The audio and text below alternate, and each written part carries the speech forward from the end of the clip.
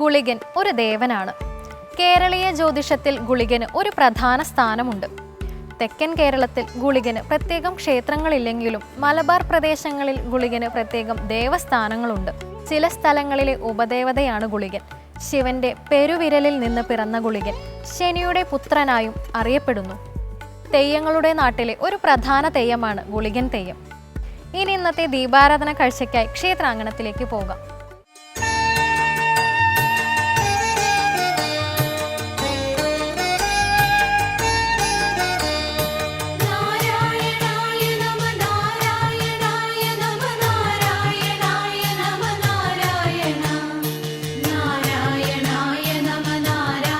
ഇത് രാമന്തളി ശങ്കരനാരായണ ക്ഷേത്രം. നിരുപമ മാഹാത്മ്യത്തിന്റെയും അനുപമ ചൈതന്യത്തിന്റെയും നിത്യപൂർണിമയിൽ പരിലസിക്കുന്ന ഏഴിമല താഴ്വരയിലെ മഹാക്ഷേത്രമത്രേ രാമന്തളി ശങ്കരനാരായണ ക്ഷേത്രം.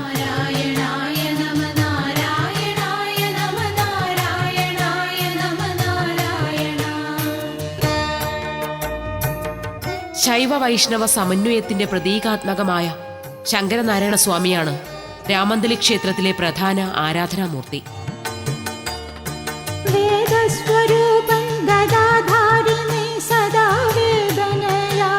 ശിവനും വിഷ്ണുവും തമ്മിലുള്ള ഐക്യത്തെ കാണിക്കുന്ന രണ്ട് മൂർത്തികളാണ് ശാസ്താവും ശങ്കരനാരായണനും. അർദ്ധനാരീശ്വര രൂപവും ശങ്കരനാരായണനും തമ്മിൽ അഭേദ്യമായ ഒരു ബന്ധമാണുള്ളത്.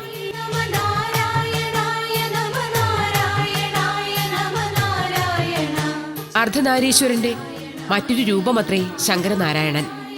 അർദ്ധനാരീശ്വര രൂപത്തിലെ പാർവതിയുടെ രൂപം മഹാവിഷ്ണുവായി മാറുമ്പോഴാണ് ശങ്കരനാരായണനാകുന്നത്.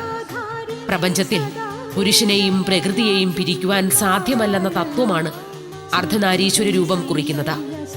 ശിവനും വിഷ്ണുവും ഒന്നാണെന്നും ശിവനിൽ വിഷ്ണുവും വിഷ്ണുവിൽ ശിവനും ഉണ്ടെന്നുമാണ് വാമന പുരാണ പ്രതിപാദ്യം.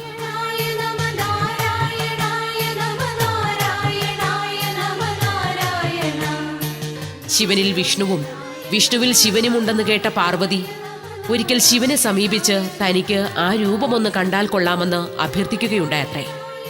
പാർവതിയുടെ അഭ്യർത്ഥന കേട്ട ശ്രീ പരമേശ്വരൻ പുന്നാഗവനത്തിൽ പോയി ഗോമതി എന്ന പേരിൽ താമസിച്ച് കർക്കിടക മാസത്തിൽ 9 ദിവസം ഭഗവാനെ തപസ് ചെയ്താൽ ആ ദർശനം ലഭിക്കുമെന്ന് ഭഗവാൻ നിർദ്ദേശിച്ചു.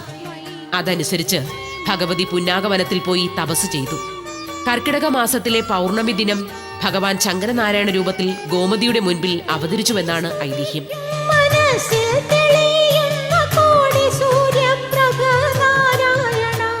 സഹനത്തിന്റെയും പ്രതികാരത്തിന്റെയും കഥ പറയുന്ന 14-ാം നൂറ്റാണ്ടിൽ എഴുതപ്പെട്ടതെന്ന് വിശ്വസിക്കുന്ന പയ്യന്നൂർ പാട്ടെന്ന നീലകേശി പാട്ടിൽ രാമന്തളി ക്ഷേത്രത്തെപ്പറ്റി പ്രതിപാദിക്കുന്നതായി പഴമക്കാർ പറയുന്നു. 6ഓളം വിവാഹം ചെയ്തിട്ടും കുട്ടികളില്ലാത്തതിനാൽ തൃശൂരിലുള്ള സമ്പന്നവും കുലീനവുമായ തറവാട്ടിൽ ജനിച്ച നീലകേശി എന്ന യുവതി നിരാശയായി ഈ ക്ഷേത്രത്തിന് സമീപമുള്ള കച്ചിൽ പട്ടണം എന്ന തുറമുഖത്ത് വന്നിറങ്ങുകയും പ്രദേശത്തെ പ്രമുഖ വ്യാപാരിയായ നമ്പുചെട്ടിയെ വിവാഹം ചെയ്യുകയും ചെയ്തു. പെരും തൃക്കോവിലായ ഈ ക്ഷേത്രത്തിൽ സന്താന സൗഭാഗ്യത്തിനായി നേർച്ച നേരുകയും സന്താന സൗഭാഗ്യം ലഭിക്കുകയും ചെയ്തുവത്രേ.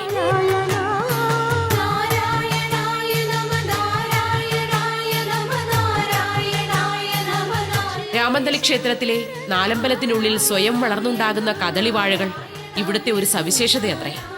പഴയ പാട്ടുപുസ്തകങ്ങളിലും വാമൊഴിയിലും രാമന്തളി ക്ഷേത്രത്തെ കദളീവനമെന്ന് വിശേഷിപ്പിച്ചിട്ടുള്ളതിന് കാരണം ഇതായിരിക്കാമെന്നാണ് വിശ്വാസം. ക്ഷേത്രത്തിൽ അർച്ചനയ്ക്കുള്ള കദളിപ്പഴം നാലമ്പലത്തിനുള്ളിൽ എല്ലാ സമയത്തും ഉണ്ടാകാറുള്ളത് വളരെ ശ്രദ്ധേയമാണ്.